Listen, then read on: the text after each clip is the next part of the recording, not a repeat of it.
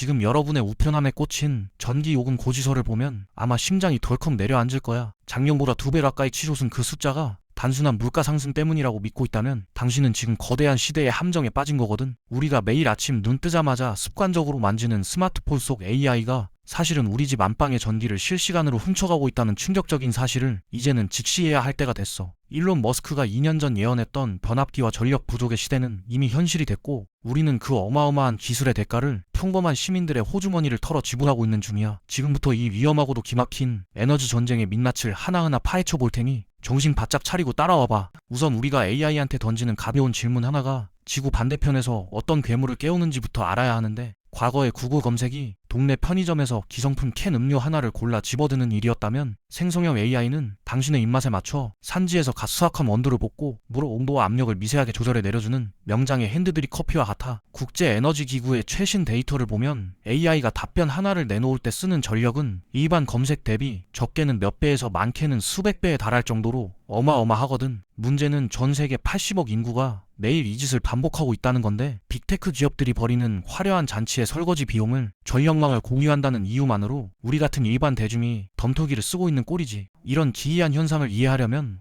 160년 전 영국 산업혁명 시절의 천재 경제학자 제보스가 남긴 섬뜩한 경고를 떠올려야 하는데, 당시 증기기관의 효율이 좋아지면 석탄 소비가 줄어들 거라며 다들 환호했지만 제보스는 오히려 소비가 폭발할 거라며 비웃었어. 기술이 발전해서 에너지가 싸지면 안 쓰던 사람들까지 너도 나도 기계를 빌리게 된다는 수요의 법칙 때문인데, 이걸 경제학에서는 제볼스의 역설이라고 부르지. 2026년 지금 우리는 AI라는 가면을 쓴 19세기의 유령과 마주하고 있는 셈이고, 기업들은 AI가 탄소 중립을 실현할 거라 광고하지만 사실은 전기를 무한정 퍼먹는 하마를 키우고 있는 거야. AI 모델이 전기를 잡아먹는 단계는 크게 학습과 추론으로 나뉘는데, 진짜 무서운 괴물은 우리가 실시간으로 답을 받는 추론 단계에서 튀어나와. 엔비디아 칩 하나가 쓰는 전력이 700W에서 1000W에 달하는데, 이건 최신형 인덕션을 최대 화력으로 설정하고 하루 종일 펄펄 끓여대는 것과 맞먹는 수준인데, 이런 엄청난 열기를 뿜어내는 장비 수만 대가 좁은 공간에 밀집해 있으니 그 뜨거움은 상상을 초월할 수밖에 없지. 결국 그 열기를 식히기 위해 다시 수천 대의 산업용 냉동기를 돌려야 하는 이 기괴한 구조가 지금 우리가 사용하는 편리한 기술의 진짜 뒷모습이자 여러분의 전기 요금을 끌어올리는 주범인 거야. 에너지뿐만 아니라 물 부족 문제도 심각한 지경인데, 마이크로소프트와 구글은 매년 수백억 리터의 물을 오로지 기계를 식히는 냉각수로 증발시키고 있고,